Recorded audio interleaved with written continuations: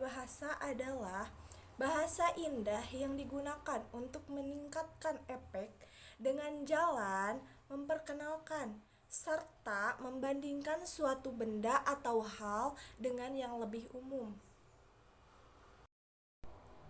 Gaya bahasa dibagi menjadi 4. Yang pertama yaitu ada perbandingan. Yang kedua yaitu ada pertentangan. Yang ketiga yaitu ada pertautan, dan yang keempat yaitu ada perulangan. Yang pertama yaitu ada gaya bahasa perbandingan. Gaya bahasa perbandingan adalah majas yang diungkapkan dengan cara membandingkan atau menyandingkan suatu objek dengan objek yang lainnya. Yang kedua yaitu ada gaya bahasa metafora. Gaya bahasa metafora adalah digunakan sebagai kiasan yang secara eksplisit mewakili suatu maksud lain berdasarkan persamaan atau perbandingan.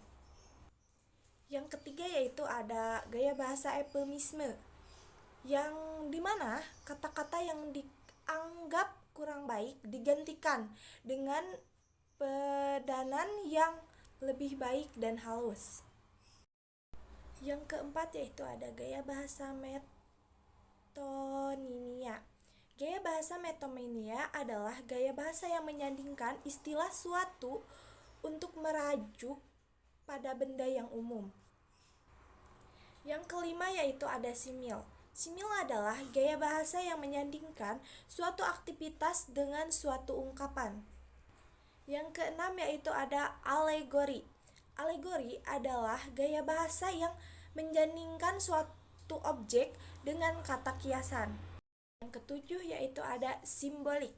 Simbolik adalah gaya bahasa dengan ungkapan yang membandingkan antara manusia dengan sikap makhluk hidup lainnya.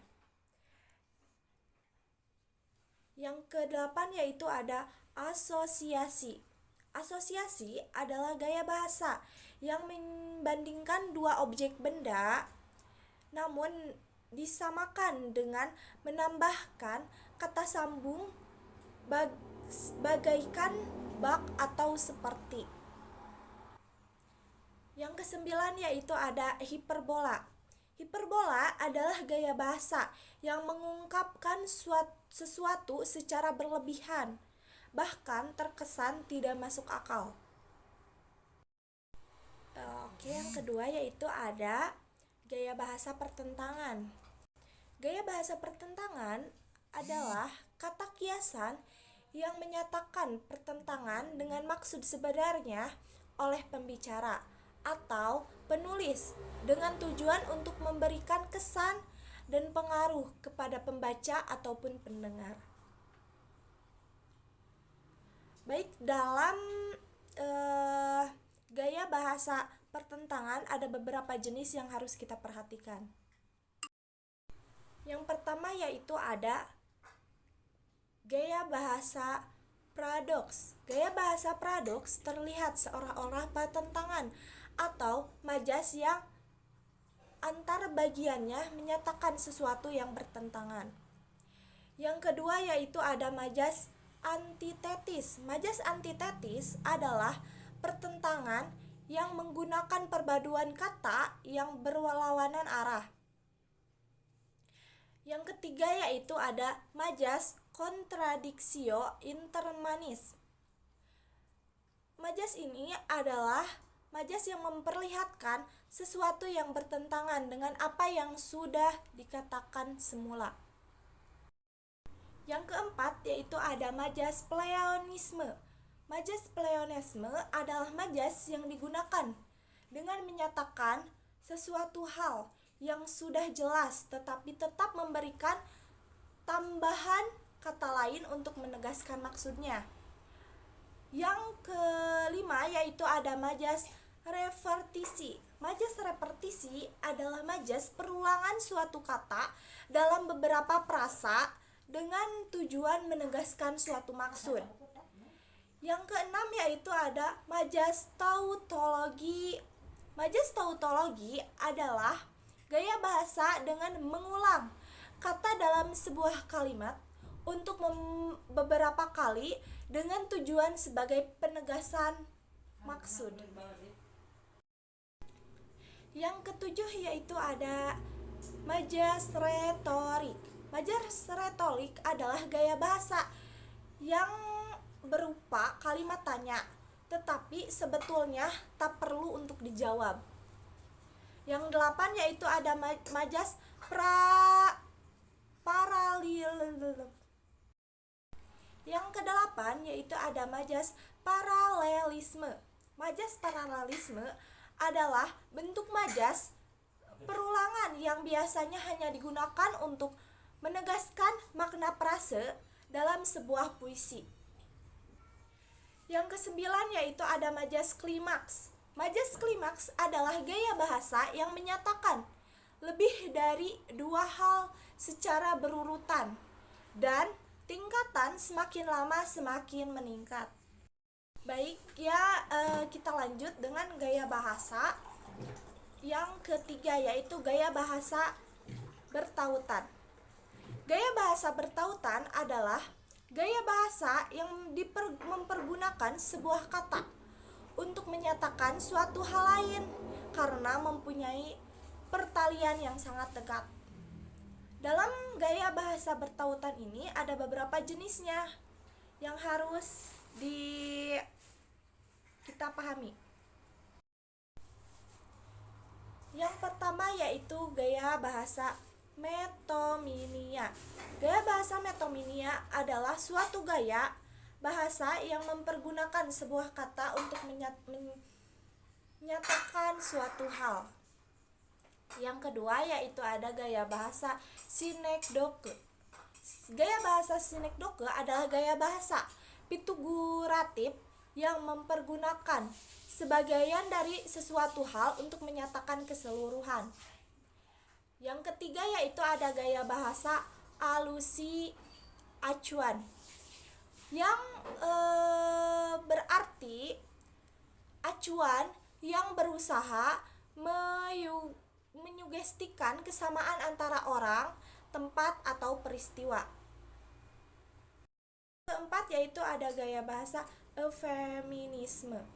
Gaya bahasa eufemisme ini semacam-macam acuan yang berupa ungkapan yang tidak menyinggung perasaan orang.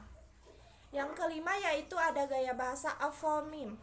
Gaya bahasa apomim adalah suatu gaya di mana seseorang yang namanya begitu sering dihubungkan dengan sifat tertentu, sehingga nama-nama itu dipakai untuk menyatakan sifat itu. Yang keenam yaitu ada gaya bahasa epitetet. Gaya bahasa epitetet adalah acuan yang menyatakan suatu sifat atau ciri khusus dari seseorang atau suatu hal. Yang ketujuh yaitu ada gaya bahasa antonomasia.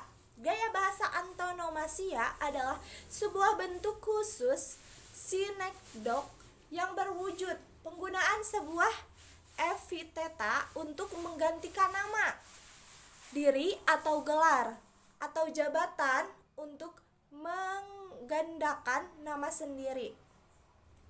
Yang kedelapan yaitu ada gaya bahasa erotetis.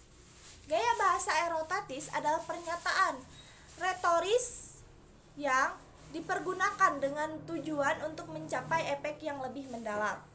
Yang sembilan yaitu ada gaya bahasa paralelisme. Gaya bahasa paralelisme adalah gaya bahasa yang berusaha menepati kesejajaran dalam kata-kata atau frasa-frasa yang menduduki fungsi yang sama dalam bentuk gramatikal yang sama.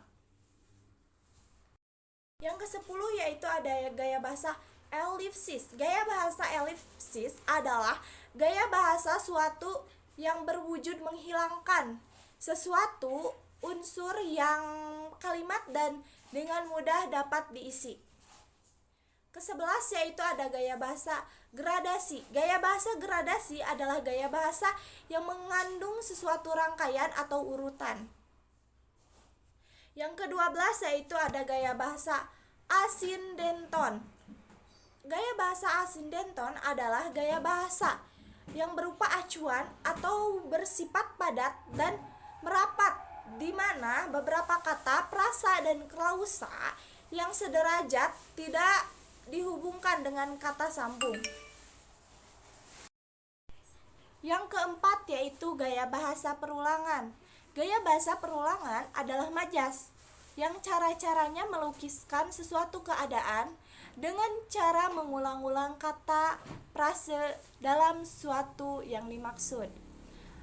Dalam gaya bahasa perulangan ada beberapa jenisnya yang harus kita pelajari. Yang pertama yaitu ada gaya bahasa anabdilosis. Gaya bahasa anabdilosis adalah jenis gaya bahasa berulang di mana kata atau frasa terlihat dari klausa atau kalimat menjadi kata frasa pertama dari kalimat atau kalimat berikutnya. Yang kedua yaitu ada majas epispora. Majas epispora ini adalah merupakan gaya ucapan yang berulang-ulang dalam bentuk kata atau frasa yang diulang di akhir atau berurutan. Yang ketiga yaitu ada gaya bahasa kiasmus. Gaya bahasa kiasmus ialah gaya bahasa yang mengandung perulangan dan pada saat yang sama merupakan kebalikan dari hubungan antara dua kata dalam sebuah kalimat. Yang keempat yaitu ada majas tropen. Majas tropen adalah gaya bahasa yang menggunakan kiasan dalam kata-kata lain atau istilah untuk pekerjaan seseorang. Yang kelima yaitu ada gaya bahasa mesodiplosis. Gaya bahasa mesodiplosis ialah jenis gaya bahasa berulang dalam bentuk kata atau frasa yang diulang. Yang keenam yaitu ada gaya bahasa anafora. Gaya bahasa anafora adalah bentuk pengulangan kata atau kalimat pada awal kalimat atau penggalan kalimat yang disusun secara berurutan. Yang ketujuh ada majas anonansi.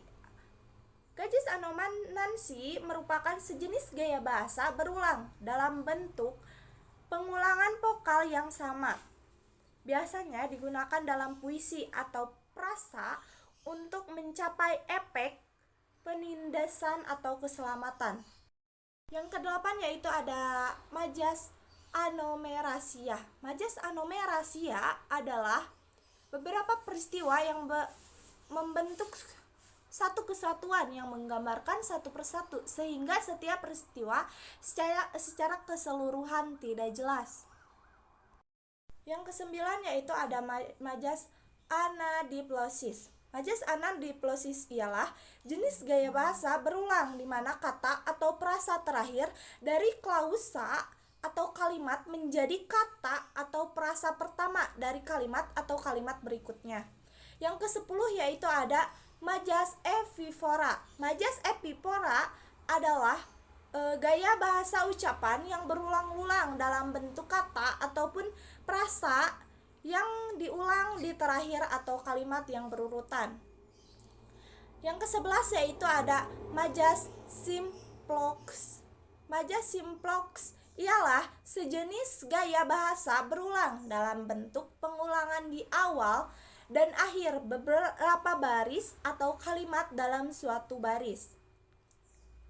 Yang ke-12 yaitu ada majas tautotes. Majas tautotes adalah gaya pengulangan atau pengulangan kata berulang kali di sebuah bangunan.